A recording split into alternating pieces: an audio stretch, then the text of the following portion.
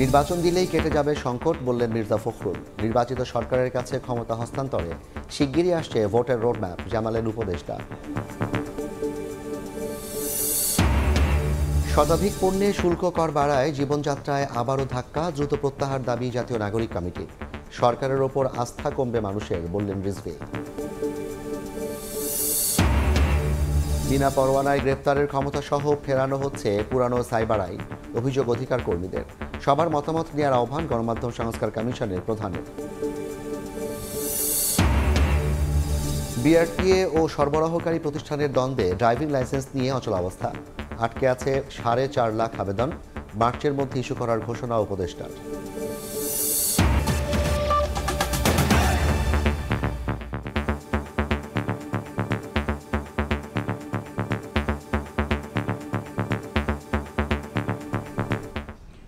সময় সংবাদের সঙ্গে আছি আমি জাফর সাদিক। রাজনৈতিক দলগুলোর মধ্যে কোনো বিভেদ নেই, তবে ফাটল ধরানোর চেষ্টা করছে একটি পক্ষ। রাজধানীর সোহরাওয়ার্দী উদ্যানে এবি পার্টির প্রথম জাতীয় কাউন্সিলে যোগ দিয়ে এ মন্তব্য করেন বিএনপির মহাসচিব মির্জা ফখরুল ইসলাম আলমগীর। আরও বলেন, বিএনপির দ্রুত নির্বাচন চাওয়ার কারণ হচ্ছে ভোট দিলেই কেটে যাবে চলমান সংকট। এদিকে নয়াপল্টনে বিএনপির সিনিয়র যুগ্ম মহাসচিব রুহুল কবির রিজভী বলেন, শতাধিক পণ্য সেবায় ভ্যাট ও শুল্ক বৃদ্ধির কারণে অন্তর্বর্তী সরকারের প্রতি মানুষের বিশ্বাসে চির ধরতে পারে। রাজধানীর সোহরাওয়ার্দী উদ্যানে এবি পার্টির প্রথম জাতীয় কাউন্সিল ঘোষণা করা হয় নতুন কমিটি। মুজিবুর রহমান মঞ্জু চেয়ারম্যান ও সাধারণ সম্পাদক নির্বাচিত হন আসাদুজ্জামান ফুয়াদ।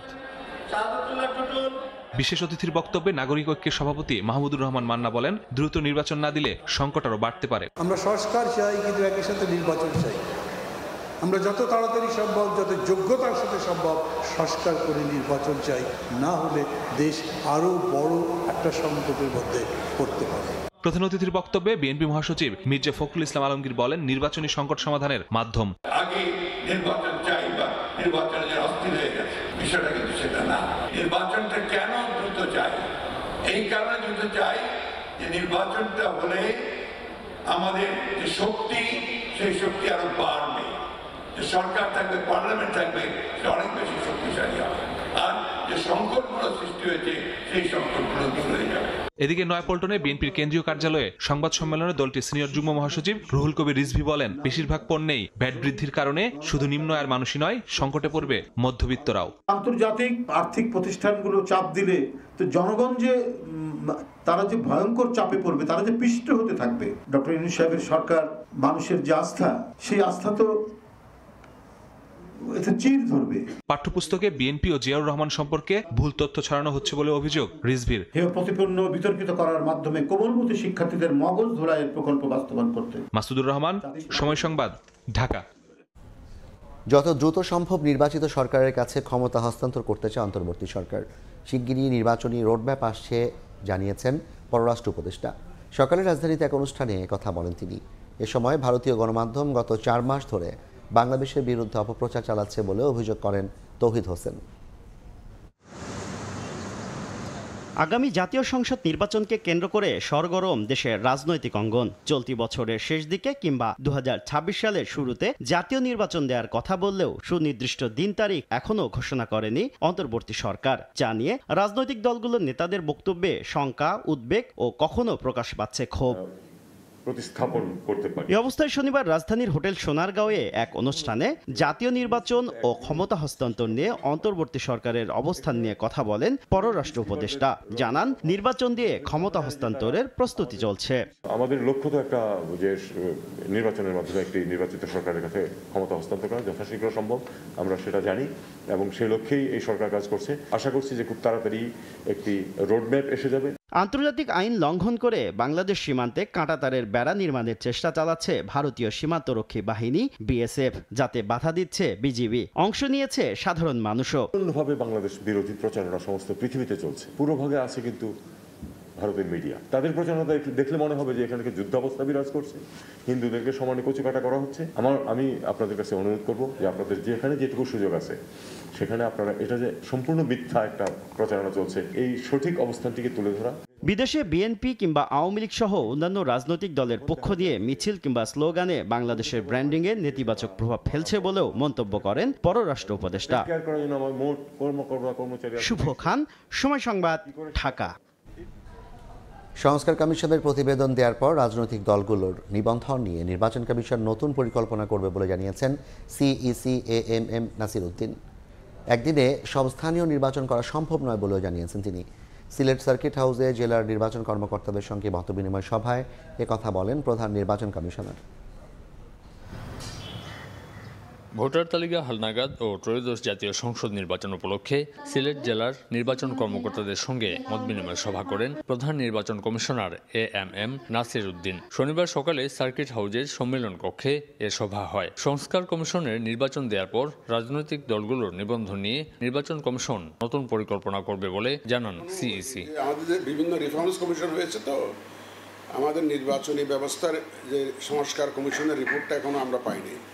ও এই রিপোর্টটা পেলে তারা কি কি সুপারিশ দেয় এগুলো একটু পর্যালোচনা করে, তাহলে হয়তো আমরা সিদ্ধান্তে আসতে পারবো। আমরা অপেক্ষা করছি তাদের রিপোর্টের জন্য। জাতীয় পরিচয়পত্র সংশোধনে আর্থিক দুর্নীতির সঙ্গে যারা জড়িত ছিলেন তাদের আইনের আওতায় আনা হবে বলেও জানান প্রধান নির্বাচন কমিশনার। একদিনে সব স্থানীয় নির্বাচন করা সম্ভব নয় বলেও মত তার। পত্রিকায় দেখছি অনেকে বলছেন যে একদিনে সব লোকাল গভর্নমেন্টের নির্বাচন করার সুপারিশ কেউ কেউ করছেন।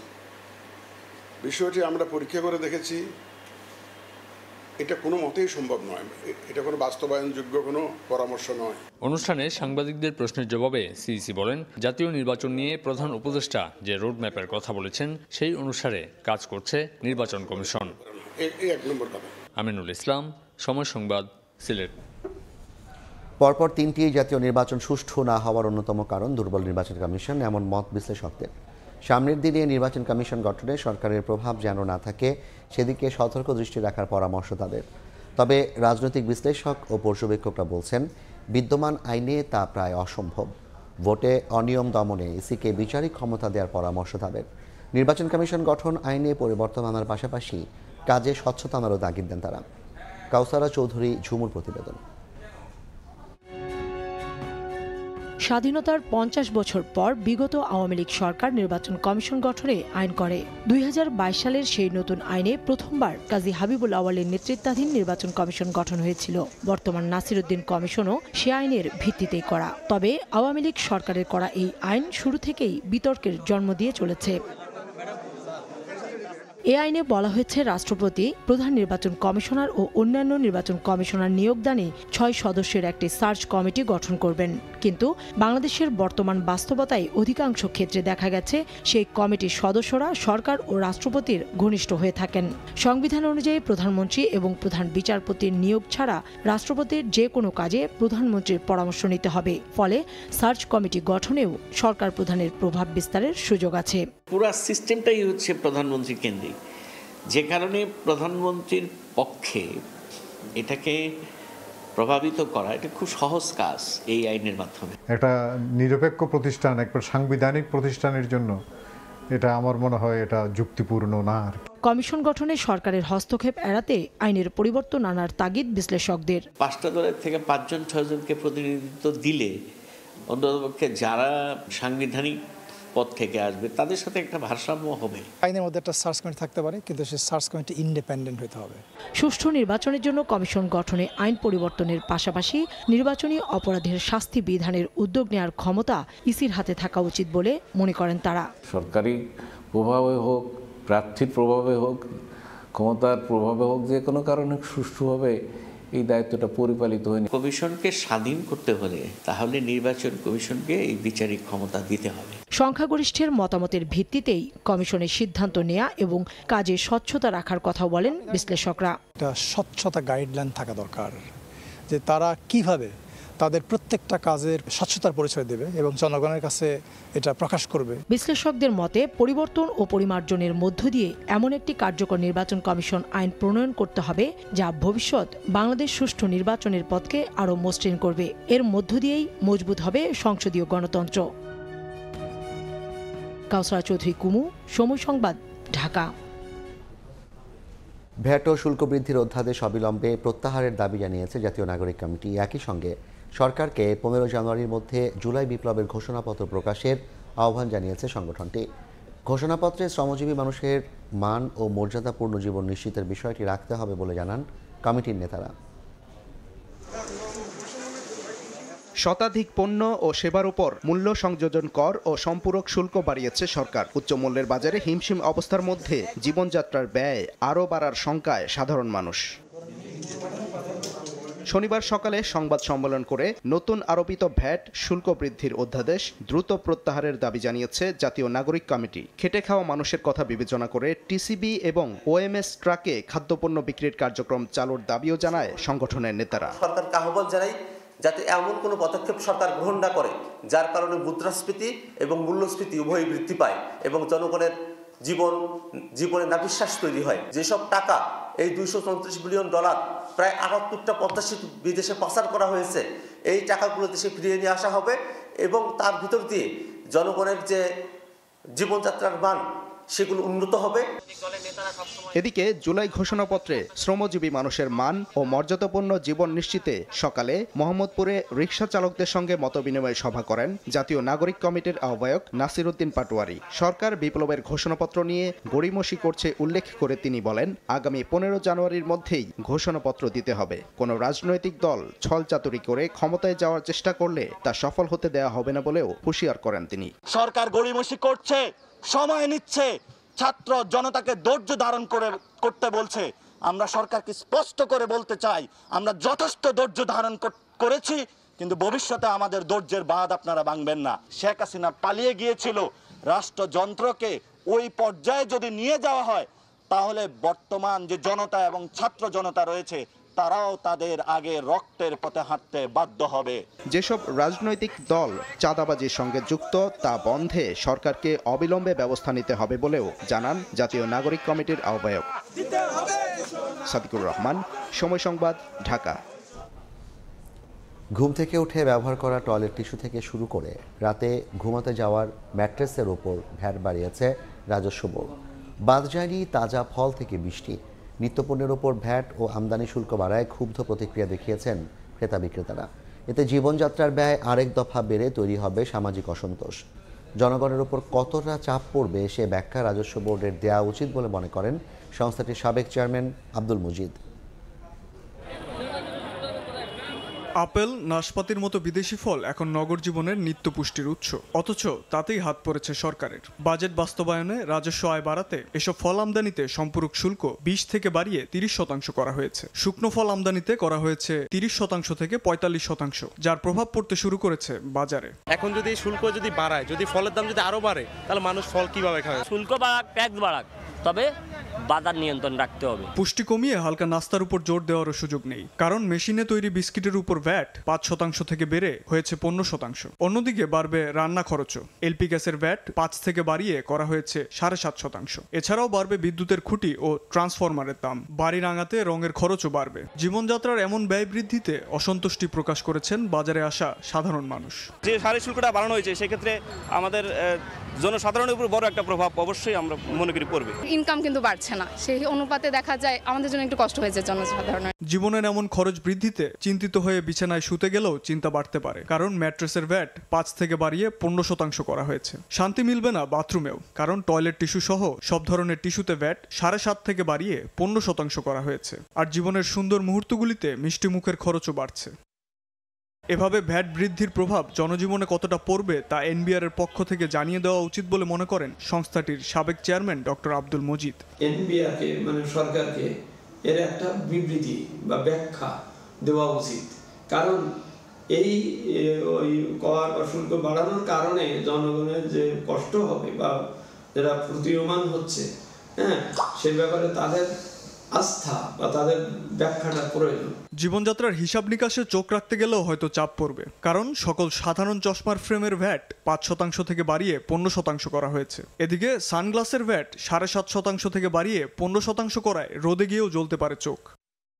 শাবাব ওয়াসি, সময় সংবাদ, ঢাকা। ভ্যাটের হার বাড়ানোর সিদ্ধান্তকে আত্মঘাতী বলে মন্তব্য করেন ব্যবসায়ীরা। এর ফলে মূল্যস্ফীতি যেমন বাড়বে, তেমনি সংকট তৈরি হবে ব্যবসায়।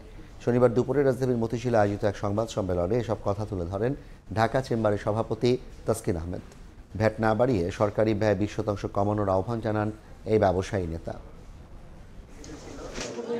করোনা পরবর্তী কয়েক বছর ধরেই চড়া মূল্যস্ফীতির চাপে রয়েছে সাধারণ মানুষ। এরই মধ্যে চলতি অর্থ বছরের মাঝপথে এসে বৃহস্পতিবার শতাধিক পণ্য ও সেবায় ভ্যাট বাড়ালো সরকার। এটা আমাদের মতে এটা একটা সুইসাইডাল একটা মুভ হচ্ছে। এই সিদ্ধান্ত ব্যবসা বাণিজ্যে সংকট বাড়াবে, চাপে পড়বে সার্বিক অর্থনীতি। এমন যুক্তি তুলে ধরে সরকারের পরিচালন ব্যয় কমিয়ে আনার পরামর্শ দেন ঢাকা চেম্বারের সভাপতি।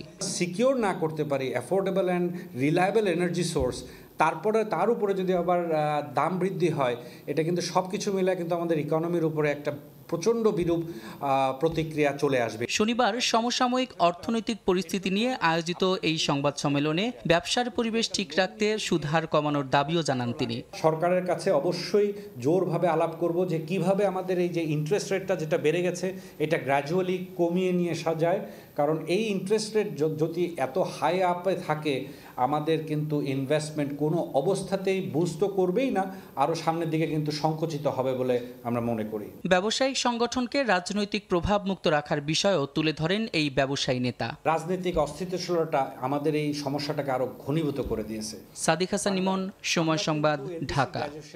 বিএনপি চেয়ারপারসন খালেদা জিয়ার সঙ্গে দেখা করতে লন্ডন পৌঁছেছেন দলটির স্থায়ী কমিটির সদস্য মির্জা আব্বাস। লন্ডনের হিথ্রো বিমানবন্দরে সাংবাদিকদের প্রশ্নের জবাবে তিনি বলেন, -2 ফর্মুলা অনেক পুরনো ও অকার্যকর। এদিকে চতুর্থ দিনের মতো যুক্তরাজ্যের লন্ডন ক্লিনিকে চিকিৎসাধীন খালেদা জিয়া। সেখানে তার স্বাস্থ্যের অবস্থা স্থিতিশীল রয়েছে। নানা কারণে আক্রান্ত হওয়ায় সেই অনুযায়ী লিভার বিশেষজ্ঞ অধ্যাপক জন প্যাট্রিক কেনেডির তত্ত্বাবধানে চলছে চিকিৎসা।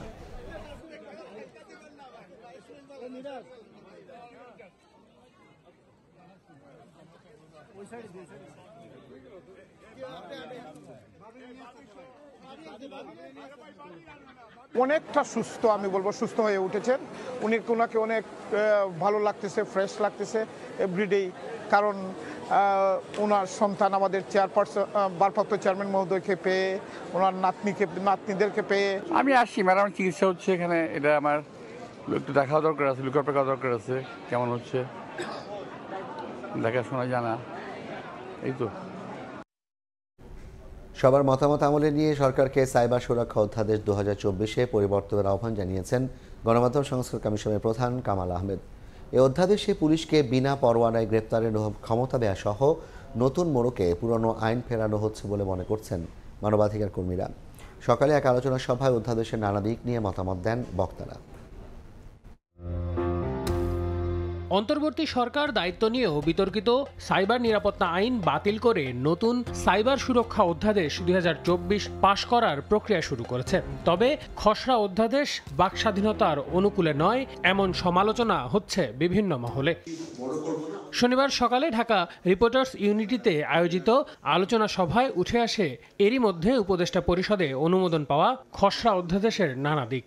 এ সময় নতুন মোড়কে পুরনো আইন ফেরানোর চেষ্টা হচ্ছে বলেও মন্তব্য করেন বক্তারা। আমাদের দেশে আসলে আইন যারা রাষ্ট্রের ক্ষমতায় থাকে তাদেরকে প্রোটেকশন দেয়। এই নতুন আইনেও এই এখতিয়ার কিভাবে দেয়া হইতে পারে, এটা কোনো অবস্থাতে বাংলাদেশে আমরা বরদাস্ত করব না। শৈল্পিক বা শিক্ষাগত মূল্য বলতে কি বোঝানো হচ্ছে তা বলা হয়নি। অপমান বা হেয় করার ব্যাপারটিও সংজ্ঞায়িত করা হয়নি। আলোচনায় উঠে আসে ক্ষমতার অপব্যবহারের মাধ্যমে ডিজিটাল নিরাপত্তা আইন কাজে লাগিয়ে করা হয়রানির গল্প। টর্চার রুমে 20 বার আমাকে নেওয়া হয়, 20 বার অফিসারের রুমে নেওয়া হয়, বিভিন্ন প্রশ্ন করা হয়। জাস্টিস বললেন যে আপনি যদি স্বীকার না করেন আপনাকে আবার কারাগারে যেয়ে আপনার কাস্টডি চালাতে হবে, নির্দোষ প্রমাণ করতে হবে নিজেকে। ফেসবুক আইডি নিয়ে তারা পোস্ট দিল যে আগামীকালকে মানববন্ধন হবে না। এখন একজন নাগরিক হিসাবে কি আমি মানববন্ধন করতে পারি না? আলোচনায় অংশ নিয়ে মানবাধিকার কর্মীরাও অন্তর্বর্তী সরকারের সমালোচনা করে বলেন, এমন আইনের মাধ্যমে রাষ্ট্রই জনগণের মানবাধিকার নষ্ট করছে। একই সঙ্গে আইনের অস্পষ্টতা থাকলে সেটির অপব্যবহার হবে বলে মন্তব্য করে সবার মতামত আমলে নিয়ে অধ্যাদেশ পরিবর্তনের আহ্বানও জানানো হয়। শেখ হাসিনার মানবতা বিরোধী ধারাবাহিক অপরাধের নিরবিচ্ছিন্ন যদি দোষ তারা নিতে চান ঘাড়ে, তাহলে এই আইনটা তারা নতুন করে জারি করবেন। নিরাপত্তা বাহিনীর হাতেই শেখ মুজিব মারা গেছেন, জিয়াউর রহমান মারা গেছেন। 2024-এ জ্যান্ত মানুষকে পুড়িয়ে মারা হয়েছে। যারা এই কাজগুলি করেছে তাদেরকে আমরা ক্ষমতায়ন করার জন্য একটা আইন বানাচ্ছি। এটার বুদ্ধিটা কোথায় আমি খুঁজে পাই না। যেটা আইন, কালো আইন, কালো আইন সাপেক্ষে যদি আপনি মত প্রকাশের স্বাধীনতা নিশ্চিত করেন সংবিধানে, ওই সংবিধান তো অর্থহীন। আমরা আশা করি যে সরকার আমলে নিয়ে আবার আলোচনার উদ্যোগ নেবেন, ভালো করে ব্যাপক ভিত্তিক আলোচনার উদ্যোগ নেবেন এবং সেই আলোচনার ভিত্তিতে এটা পুনর্লিখন করবেন। মানবাধিকার বিবেচনায় রেখেই আইন তৈরি এবং তার প্রয়োগে গুরুত্ব দেওয়ার তাগিদ সংশ্লিষ্টদের। ক্ষমা প্রার্থনার। আল আমিন তুষার, সময় সংবাদ, ঢাকা। শেখ হাসিনা চোরতন্ত্র তৈরি করেছিলেন মন্তব্য করে প্রধান উপদেষ্টা প্রেস সচিব শফিকুল আলম বলেছেন, পাচারের টাকায় বিদেশে বসে প্রোপাগান্ডা ছড়াচ্ছে ফ্যাসিবাদীরা। জগন্নাথ বিশ্ববিদ্যালয়ে জুলাই বিপ্লবে গণমাধ্যমের ভূমিকা ও পরবর্তী প্রত্যাশা বিষয়ে আলোচনা সভায় একথা বলেন তিনি। প্রেস সচিব বলেন, প্রোপাগান্ডার মাধ্যমে তারা প্রতিষ্ঠিত করতে চায় দেশে মৌলবাদী শক্তির উত্থান ঘটেছে, কোনো গণ অভ্যুত্থান হয়নি। তিনি বলেন, জুলাইয়ের মূল শিক্ষা অনেক নদীর এক স্রোতে মিলিত হওয়া, যেখানে পাবলিক থেকে প্রাইভেট বিশ্ববিদ্যালয় সহ পুরো কমিউনিটি মিলিত হয়েছিল। আলোচনা সভায় বক্তারা বলেন, ফ্যাসিস্ট সরকার আর 1 মাস সময় পেলে 25শে মার্চের মতো আরও একটি কালরাত দেখতে হতো, যেখানে টার্গেট হতেন শিক্ষক ও সাংবাদিকরা। পুরো আওয়ামী বয়ানটাই হচ্ছে সে ছাড়া যারা পলিটিক্স করবে তারাই হচ্ছে এক্সট্রিমিস্ট। এক্সট্রিমিস্ট হলেই তো মারা জায়েজ তৈরি করা যায়। ওই সময় অনেকগুলো টিভিতে এসে কমেন্টেটর বলতেছে এরা তো সন্ত্রাসী, এরা দুর্বৃত্ত।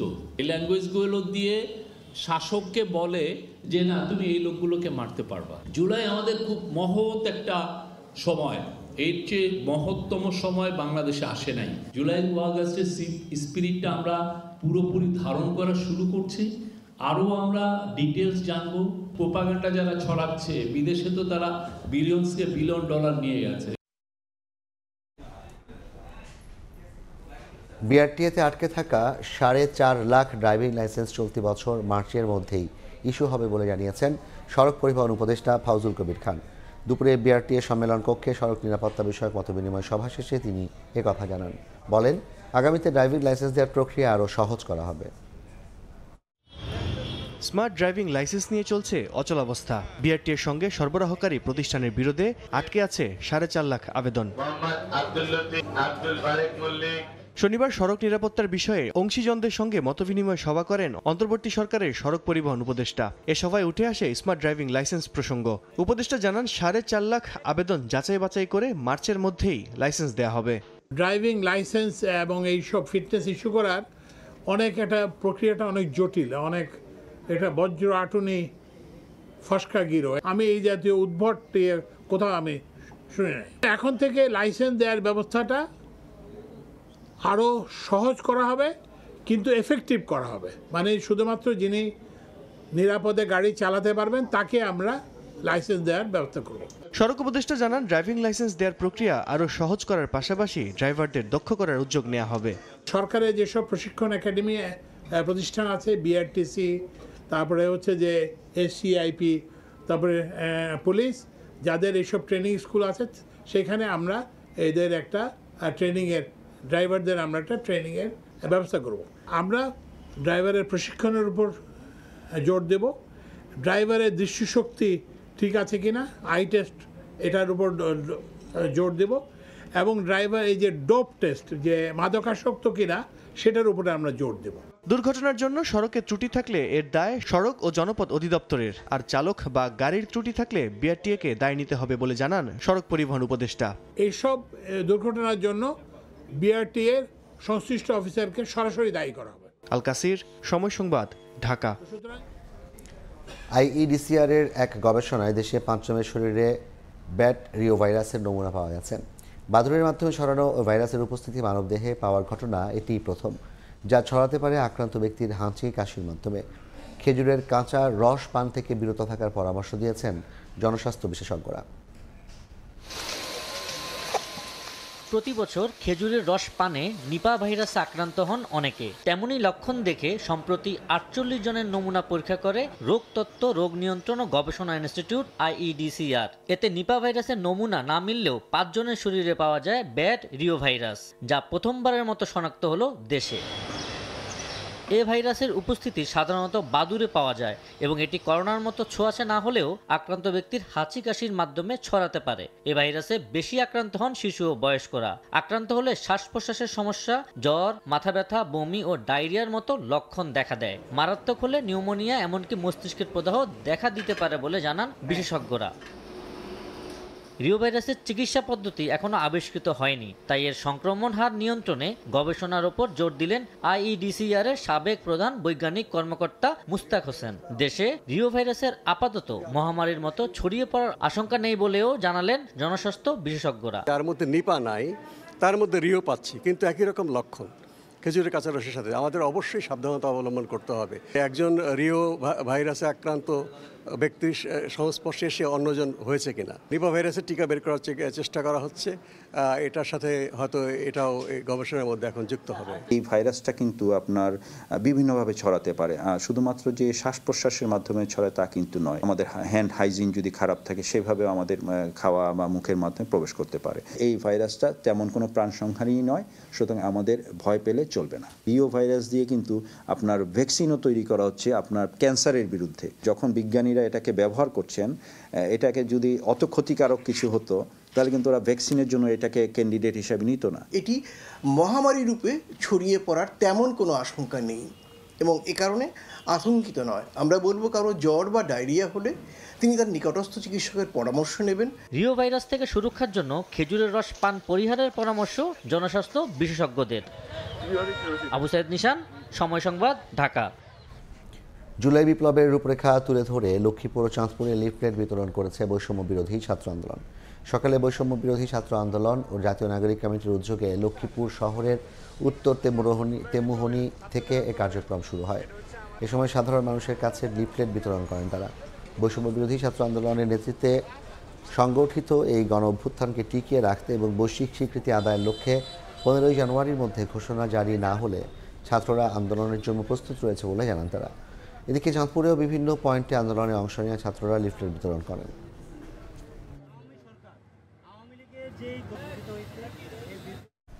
যুবদলের কেন্দ্রীয় কমিটির সাবেক শিল্প বিষয়ক সম্পাদক নুরুল ইসলাম সরকারের নিঃশর্ত মুক্তির দাবিতে গাজীপুরে মহাসড়ক অবরোধ করে বিক্ষোভ করেছেন বিএনপি নেতাকর্মীরা। সকালে ঢাকা ময়মনসিংহ মহাসড়কের টঙ্গী কলেজ গেট এলাকায় অবরোধ করে রাখেন তারা। এতে মহাসড়কের তীব্র যানজট সৃষ্টি হয়। এ সময় নুরুল ইসলাম সরকারের মুক্তির দাবি জানান তারা। দীর্ঘ 2 দশক ধরে ষড়যন্ত্রমূলক মিথ্যা মামলায় নুরুল ইসলাম সরকারকে কারারুদ্ধ করে রাখার অভিযোগ করা হয়েছে দলটির পক্ষ থেকে। পরে পুলিশের হস্তক্ষেপে পরিস্থিতি স্বাভাবিক হয়। কক্সবাজারে গুলিতে নিহত খুলনা সিটি কর্পোরেশনের সাবেক কাউন্সিলর গোলাম রব্বানী টিপু স্থানীয় দ্বন্দ্বে হত্যা শিকার হয়েছেন বলে জানিয়েছে স্বজন এলাকাবাসী। জনপ্রিয়তা কিংবা পূর্ব শত্রুতায় পরিকল্পিত এ হত্যাকাণ্ড বলে ধারণা তাদের। জড়িতদের দৃষ্টান্তমূলক শাস্তির দাবিও জানিয়েছেন তারা। এক সময়ের কোলাহলে পূর্ণ থাকা বাড়িটিতে আজও লোকের সমাগম, তবে চারদিকে শোক, শূন্যতা আর নিস্তব্ধতা। কক্সবাজারে গুলিতে নিহত গোলাম রব্বানীর মরদেহ শনিবার ভোরে খুলনার দৌলতপুরের পূর্ব দেয়ানায় নিজ বাড়িতে পৌঁছায়। কাউন্সিলর হিসেবে এলাকায় জনপ্রিয় ছিলেন গোলাম রব্বানী টিপু। জনপ্রিয়তার সঙ্গে বাড়ছিল স্থানীয় দ্বন্দ্ব। চরমপন্থী গ্রুপের সঙ্গেও ছিল দ্বন্দ্ব। তবে স্বজন ও স্থানীয়দের অভিযোগ জনপ্রিয়তাই কাল হয়েছে তার। স্থানীয় দ্বন্দ্ব থেকেই এ হত্যাকাণ্ড হতে পারে বলে ধারণা তাদের। খুব ব্রেনি ছেলে ছিল এবং মানুষের উপকার করত। আমার কাছ থেকে টাকা নিয়ে আইন শৃঙ্খলা বাহিনী বা যারা আছে এই ব্যাপারে কারা খুন করেছে বা কিভাবে হয়েছে তারাই বাইর করো। দোষীর বিচার হোক, আমি বিচার চাই, আমি বিচার চাই। স্থানীয়রা বলছেন অপসারিত কাউন্সিলররা তাদের প্রতিনিধিত্ব ফিরে পাওয়ার জন্য উচ্চ আদালতে রিট করার জন্য ঢাকায় একত্রিত হয়েছিলেন। সেখান থেকেই কক্সবাজারে যান ব্যবসায়িক কাজে। কাউন্সিলর পদ ফিরে আসার জন্য সে হাইকোর্টে রিট করছিল, এই একটা ফ্যাক্টর হতে পারে। আর দ্বিতীয়ত তার জনসমর্থন যে তার জনপ্রিয়তা ছিল, ইচ্ছান্বিত হয়ে কাজ করতে পারে। এ ঘটনায় কক্সবাজার মডেল থানায় মামলা করেছে নিহতের পরিবার। কক্সবাজার থেকেই খুলনার আরেক কাউন্সিলর ইফতেখার হাসান চালু সহ দুজনকে আটক করেছে পুলিশ। তবে হত্যার কারণ নিয়ে এখনো কিছু উদ্ধার করতে পারেনি তারা। এ ঘটনায় কক্সবাজার হোটেলে 2 কাউন্সিলরের সঙ্গে ছিলেন এক নারীও।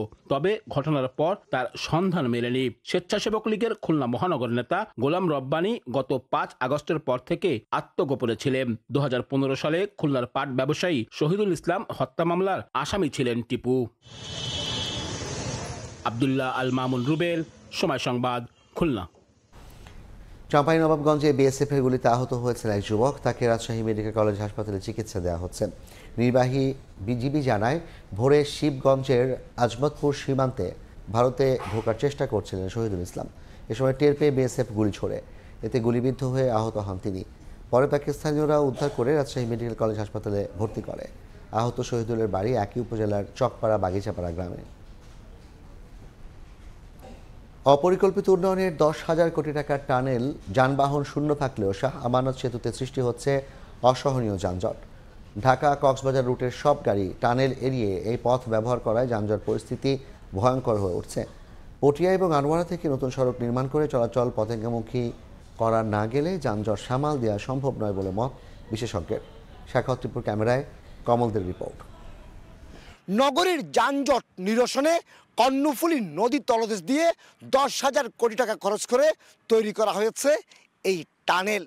কথা ছিল দৈনিক এই টানেল দিয়ে গাড়ি চলাচল করবে 18,500, চলছে 4,000-এরও কম। টোল কমিয়ে ফেলে মানুষকে যদি উৎসাহিত করা যায় এবং অন্য লিঙ্কগুলিতে কমপ্লিট করা যায়, তাহলে আমাদের হয়তো মনে হয় যে আমাদের টার্গেটের 60-70% পর্যন্ত আমরা 2-4-5 বছরের মধ্যে আমরা পৌঁছাতে পারবো।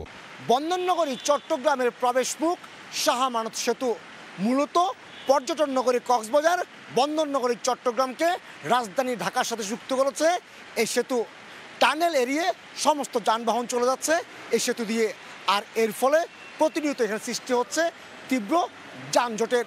সাফার করতেছি ড্রাইভাররা, মানে এই জামটা কিন্তু আপনার করাচিন পার হয়ে চলে যায়, ওদিকে আপনার নতুন ব্রিজ পার হয়ে যাচ্ছে। দক্ষিণ চট্টগ্রামের ভিতরে খুবই একটা ঝামেলা ভোগান্তির এই টুল নিয়ে অভিযোগ উঠেছে। টানেল নির্মাণের আগে সম্ভাব্যতা যাচাইয়ের যে রিপোর্ট দেওয়া হয়েছিল সেটি যেমন ভুল ছিল, তেমনি ঢাকা চট্টগ্রাম কক্সবাজার রুটের গাড়িগুলোকে টানেলমুখী করার কোনো পরিকল্পনা ছিল না। এই অবস্থায় প্রতিদিন 27 লাখ টাকার বেশি ক্ষতির মুখে থাকা টানেলকে গতিশীল করতে দক্ষিণ চট্টগ্রামের আনোয়ারা এবং পটিয়া হয়ে নতুন রাস্তা নির্মাণের কোনো বিকল্প দেখছেন না বিশেষজ্ঞরা। শিল্পাঞ্চল যদি গঠন করা যায় বা ভালো কোনো আবাসিক প্রকল্প নেওয়া যায়, তাহলে এটার ব্যবহারযোগ্যতাটা অনেক গুণ বেড়ে যাবে। চন্দনেশের গাছবাড়িয়া থেকে আনোয়ারা চৌমোহনীর দিকে 407 কোটি টাকা খরচ করে 10 কিলোমিটার দীর্ঘ একটি নতুন সড়কের কাজ চলছে। অথচ পরিকল্পনা অনুযায়ী কক্সবাজারের চকরিয়া কিংবা পেকুয়া হয়ে এই সড়কটি তৈরি করা হলে যাত্রাপথে দূরত্ব যেমন অন্তত 60 কিলোমিটার কমে আসতো, তেমনি ঢাকা রুটের গাড়িগুলো টানেল হয়ে সীতাকুণ্ডের ফৌজদারহাট পৌঁছাতে পারত স্বল্প সময়ে। কমল দে, সময় সংবাদ, চট্টগ্রাম। দুর্নীতিবাজদের ধরতে দুদক অভিযান চালালেও দৃশ্যমান কোনো পদক্ষেপ নেই। গেল 20 দিনে অন্তত 70টি অভিযানে বিক্ষিপ্ত দালাল ছাড়া কাউকে গ্রেফতার কিংবা মামলা করতে পারেনি। তাৎক্ষণিক পদক্ষেপ না নেওয়া সেবা খাত সহ সরকারি বিভিন্ন প্রতিষ্ঠানে খুব একটা প্রভাব ফেলছে না। বিশেষজ্ঞরা বলছেন, লোক দেখানো অভিযান প্রশ্নবিদ্ধ করছে রাষ্ট্রীয় দুর্নীতি বিরোধী সংস্থার কার্যক্রমকে। তাসলিম তৌহিদের রিপোর্ট। গত 19 ডিসেম্বর নির্বাচন কমিশনে অভিযান চালায় দুদক। এনআইডি সেবায় ঘুষ লেনদেনের অভিযোগে আটক করা হয় 2 দালালকে। তবে অনিয়মের সঙ্গে ইসির কর্মকর্তা কর্মচারী জড়িত থাকার বিষয়টি প্রমাণিত হলেও দুদক কোনো পদক্ষেপ নেয়নি। কিছু লেনদেনের অভিযোগ আছে, সেগুলো আমরা এখন যাচাই বাছাই করব, পরবর্তীতে আমরা প্রতিবেদন দাখিল করব। একইভাবে গত 8 জানুয়ারি কৃষি সম্প্রসারণ অধিদপ্তরে অভিযান চালিয়ে প্রমাণ পায় হারভেস্টার মেশিন বিতরণে অনিয়মের। 3 গুণ বেশি দামে মেশিন ক্রয়ের তথ্য মিললেও তাৎক্ষণিক কোনো পদক্ষেপ না নিয়ে কমিশনের সুপারিশের অপেক্ষায় অভিযান শেষ করে। হারভেস্টিং মেশিনগুলো বিতরণের ক্ষেত্রে কৃষক নির্বাচনে অনিয়ম হয়েছে, বা যে প্রতিষ্ঠানগুলোর সাথে টেন্ডার হয়েছে প্রতিষ্ঠানগুলোর প্রয়োজনীয় শর্ত পূরণ করেন। দুদকের তথ্য বলছে আব্দুল মমিনের নেতৃত্বে দুদকের নতুন কমিশন দায়িত্ব গ্রহণের ২০ দিনে ৭০টির বেশি অভিযান চালিয়েছে।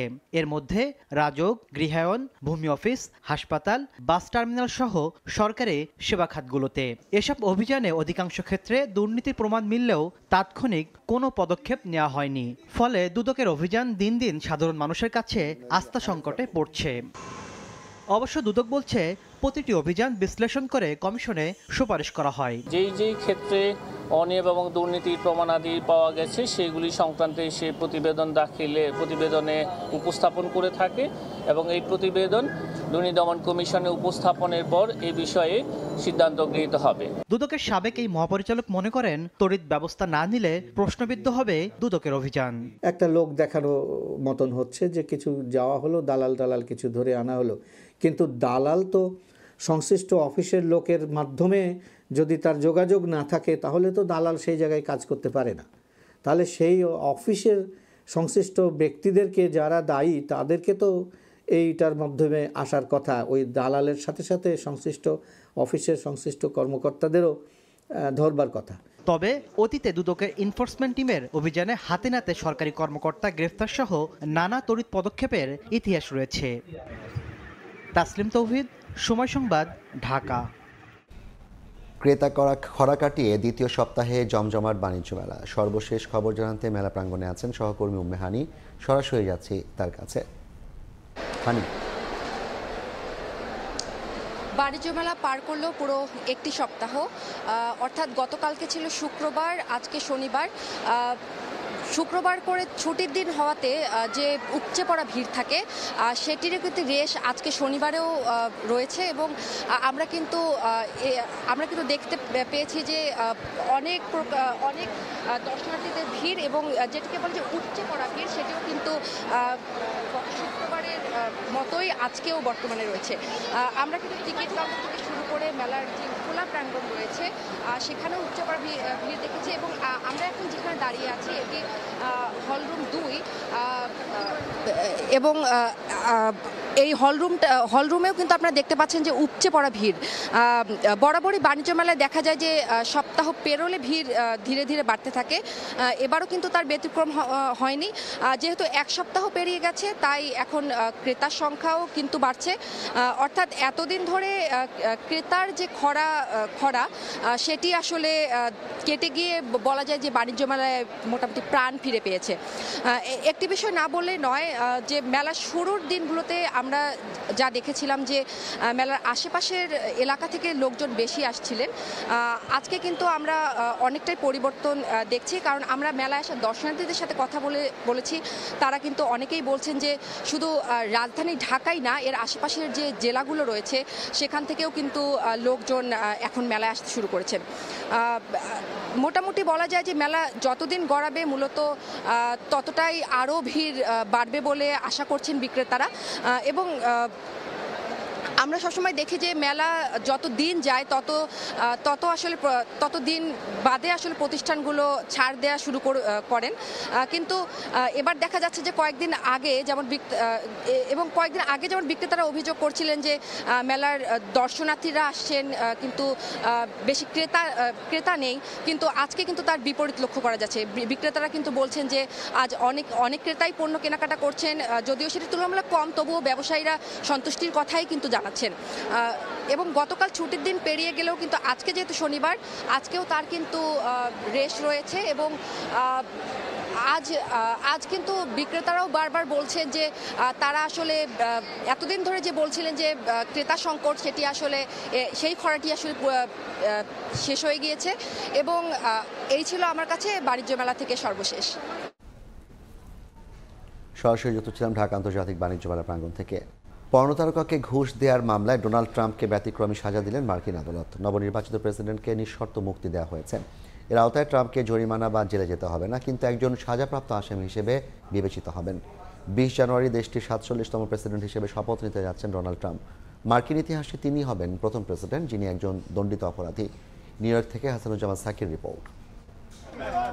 2016 সালে মার্কিন প্রেসিডেন্ট নির্বাচনের আগে যৌন সম্পর্কের বিষয়ে মুখ না খুলতে পর্নো তারকা স্টর্মি ড্যানিয়েলসকে $1,30,000 ঘুষ দেন ডোনাল্ড ট্রাম্প। এর জেরে গেল বছরের মে মাসে নিউ ইয়র্কের অপরাধ আদালতে দোষী সাব্যস্ত হন তিনি। প্রেসিডেন্ট হিসেবে শপথ নেয়ার 10 দিন আগে শুক্রবার যুক্তরাষ্ট্রের বিচারিক ইতিহাসের বিরল রায় ঘোষণা করেন বিচারক ওয়ান মার্চান। মামলায় দোষী সাব্যস্ত ট্রাম্পকে দণ্ড দেয়া হলেও তাকে কোনো জেল জরিমানা করা হয়নি, বরং মামলা থেকে শর্তহীন মুক্তি দেয়া হয়েছে। চূড়ান্ত রায় ঘোষণার সময় ফ্লোরিডায় নিজ বাসস্থান মারে লাগো থেকে নিউ ইয়র্কের ম্যানহাটানের আদালতে ভার্চুয়ালি যুক্ত হন ট্রাম্প। শর্তহীন মুক্তি পাওয়ার আগে তিনি এই অভিজ্ঞতাকে ভয়াবহ উল্লেখ করে বলেন, এটি নিউ ইয়র্কের বিচার ব্যবস্থার জন্য বড় একটি ধাক্কা। ট্রাম্প অভিযোগ করেন, সুনাম ক্ষুণ্ণ করে নির্বাচনে পরাজিত করতেই তার বিরুদ্ধে মামলাটি করা হয়েছিল। আগামী 20 জানুয়ারি যুক্তরাষ্ট্রের 47তম প্রেসিডেন্ট হিসেবে মার্কিন মসনদে বসতে যাচ্ছেন ট্রাম্প। এতে দেশটির ইতিহাসে তিনিই হবেন একমাত্র প্রেসিডেন্ট যিনি একজন দণ্ডিত অপরাধী। যদিও এই রায়ের বিরুদ্ধে আপিল করবেন বলে জানিয়েছেন ট্রাম্প। হাসানুজ্জামান সাকি, সময় সংবাদ, নিউ ইয়র্ক, যুক্তরাষ্ট্র। আন্তর্জাতিক ক্রিকেট থেকে তামিম ইকবালের অবসরের ঘটনা আবেগী করে তুলছে তার সতীর্থদের। বাংলাদেশের ক্রিকেটে অবিস্মরণীয় অবদানের জন্য খান সাহেবকে ধন্যবাদ জানিয়ে পোস্ট করেছেন তার দীর্ঘদিনের সতীর্থ মাহমুদুল্লাহ রিয়াদ ও মুশফিকুর রহিম। পাশাপাশি সামাজিক যোগাযোগ মাধ্যমে তামিমকে আগামী দিনের জন্য শুভকামনা জানিয়েছেন সাবেক ক্রিকেটাররা। টাইগারদের সাবেক অধিনায়কের অবসরের খবর গুরুত্ব পেয়েছে আইসিসি, উইজডেন, ক্রিকইনফোর মতো গণমাধ্যমগুলোতেও। অবসরের ঘোষণা 2023-এ এলেও অভিমান ভেঙে ফিরেছিলেন 22 গজে। নিউজিল্যান্ডের বিপক্ষে হোম অফ ক্রিকেটে ওয়ানডে ম্যাচটাই যে শেষ আন্তর্জাতিক ম্যাচ ছিল তামিমের, তা হয়তো এই ছবিটা দিয়ে সেদিনই বুঝিয়ে দিয়েছিলেন সাবেক অধিনায়ক। তামিমের সেই ইঙ্গিতটা হয়তো বুঝে উঠতে অনেকখানি সময় লেগে গেল ভক্তদের। সামাজিক যোগাযোগ মাধ্যমে তামিমের অবসরে পোস্ট করে আগামী দিনের জন্য শুভ কামনা জানিয়েছেন দীর্ঘদিনের সতীর্থ মাহমুদুল্লাহ রিয়াদ। ফেসবুক স্ট্যাটাসে কখনো তামিমের প্রতি কৃতজ্ঞতা, কখনো আবার আবেগী শব্দে স্মৃতি রোমন্থন করেছেন রিয়াদ। সতীর্থকে শুভ কামনা জানাতে ভোলেননি পঞ্চপাণ্ডবের আরেক পাণ্ডব মুশফিকুর রহিমও। বন্ধুর বিদায়ে আবেগঘন এক পোস্ট করেছেন মুশি। সামাজিক যোগাযোগ মাধ্যমে পোস্ট করে তামিম ইকবালকে আগামী দিনের জন্য শুভেচ্ছা জানিয়েছেন নাজমুল হোসেন শান্ত। তামিমের বিদায়ে ফেসবুকে পোস্ট করেছেন সাবেক ক্রিকেটার ও বিসিবির নির্বাচক হান্নান সরকার। সামাজিক যোগাযোগ মাধ্যমে পোস্ট করে কৃতজ্ঞতা জানিয়েছেন সাবেক ক্রিকেটার ও বিসিবির ক্রিকেট অপারেশনসের কর্মকর্তা শাহরিয়ার নাফিজও। বড় ভাইকে আগামীর জন্য শুভকামনা জানিয়ে পোস্ট করেছেন তার ওপেনিং পার্টনার সৌম্য সরকার। আন্তর্জাতিক ক্রিকেট থেকে অবসর নিলেও ঘরোয়া ক্রিকেটে ছুটছেন দুর্দান্ত গতিতে। বিপিএল এর ডিফেন্ডিং চ্যাম্পিয়ন ফরচুন বরিশালের হয়ে দারুণ অবদান রেখে চলেছেন তামিম। তার বিদায়ে নিজেদের ভেরিফাইড ফেসবুক পেজে পোস্ট করে ধন্যবাদ জানিয়েছে সেই ফ্র্যাঞ্চাইজিও। এদিকে তামিমের বিদায়ে পোস্ট করেছেন ইংলিশ ক্রিকেটার মঈন আলীও। তামিমের অবসরের খবর শুধু দেশের গণমাধ্যমেই নয়, দেশের গণ্ডি পেরিয়ে বিশ্ব গণমাধ্যমে জায়গা করে নিয়েছে। আইসিসি, উইজডেন, ক্রিকইনফো, ক্রিকবাজের মতো গণমাধ্যমগুলোতে গুরুত্বের সঙ্গে প্রচার করা হচ্ছে তামিম ইকবালের অবসরের খবর। তাজিন খন্দকার, সময় সংবাদ। এবার শীতের পিঠাপুলির খবর। পল্লীমায়ের কোল জুড়ে বইছে পৌষের বাতাস। হিম জড়ানো ভোরে বাঙালির মনে উঁকি দেয় গ্রাম বাংলার চিরায়ত পিঠার স্বাদ।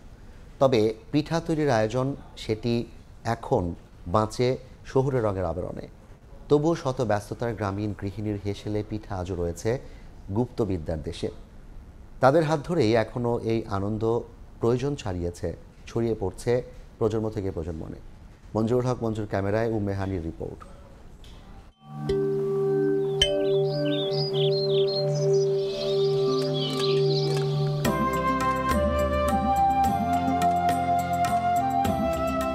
হাতছানি দেয়া এক সকাল, কুয়াশার চাদর মারিয়ে রোদ জিতে যায়। ঠিক এ সময় মনোহরী বাংলাদেশের আর সব গ্রামের মতো একটু আগ বাড়িয়েই এখানে জেগে উঠল মানুষ।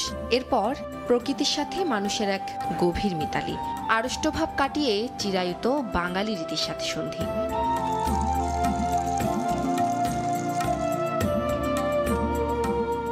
গোলা ভরা ধান উঠেছে আগে, এবার গৃহিণীদের ব্যস্ততা পিঠাপুলির আয়োজন নিয়ে। টোনাটুনির পিঠা খাওয়ার গল্পের মতোই চাই চাল, তেল, গুড়। তাই তো গায়ের বধূর পায়ের দোলায় ঢেকির ব্যস্ত আওয়াজও মিলিয়ে যায় দূর থেকে দূরান্তরে। গ্রাম কি শহরে এখন চালুর গুঁড়ো ব্যালেন্ডারে করে, আমার বাসায় ঢেকি আছে, আমরা ঢেকিতে গুঁড়ো করি, পিঠাটা খেতে অনেক মজা হয়। পৌষ আসলে আমার মাকে দেখছি ঢেকিতে চাল গুঁড়া করে পিঠা বানাতে, এখন আমিও সেগুলা করি এবং আমার মেয়েকেও সেগুলো শেখাচ্ছি।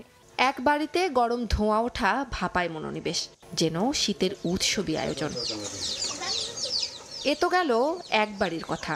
অন্য বাড়িতে তখন রসের পিঠার আয়োজনে ব্যস্ত গৃহিণী। রসনাবিলাসী মন পুরোটা জুড়ে তখন চিরায়ত বাঙালির দিক। ছোটবেলা আমার মারে অনেক পদের পিঠে বানাতে দেখছি, কিন্তু আমি অত তো পারি না। সেই পিঠে পারি, রসকুলি পারি, অনেক প্রকার পিঠে কিছু পারি। গ্রামীণ জীবনে শহর আসে যুগের চাহিদায়, তবে মমতা ও রীতির বাস্তবতা তাকে পুরোটা গ্রাস করতে পারেনি। তাই তো পিঠাপুলির আয়োজন তরুণ থেকে প্রবীণ সবাইকে একই ভালো লাগায় আপ্লুত করে। যুগ যুগ ধরে গৃহিণীর হাতে তৈরি এই সুনিপুণ পিঠা বরাবরই প্রকাশ করে বাঙালির অতিথিপরায়ণতা এবং ঐতিহ্যকে। যদিও যুগের পালাবদলের ছোঁয়ায় পিঠা তৈরির সেকাল আর একালে এসেছে বিস্তর ফারাক, তবুও কোথাও যেন এই পিঠা জানান দেয় বাঙালির স্বতন্ত্র ঐতিহ্যকে। উম্মে হানি, সময় সংবাদ, শরীয়তপুর। এ পর্যায়ের শীর্ষ সংবাদগুলো জানিয়ে দিচ্ছি আরেকবার। নির্বাচন দিলেই কেটে যাবে সংকট, বললেন মির্জা ফখরুল। নির্বাচিত সরকারের কাছে ক্ষমতা হস্তান্তরে শিগগিরই আসছে ভোটের রোডম্যাপ, জানালেন উপদেষ্টা। শতাধিক পণ্যে শুল্ক কর বাড়ায় জীবনযাত্রায় আবারও ধাক্কা, দ্রুত প্রত্যাহার দাবি জাতীয় নাগরিক কমিটির। সরকারের ওপর আস্থা কমবে মানুষের, বললেন রিজভী। এবং বিনা পরোয়ানায় গ্রেফতারের ক্ষমতা সহ ফেরানো হচ্ছে পুরানো সাইবার আইন, অভিযোগ অধিকার কর্মীদের। সবার মতামত নেওয়ার আহ্বান গণমাধ্যম সংস্কার কমিশন প্রধানের।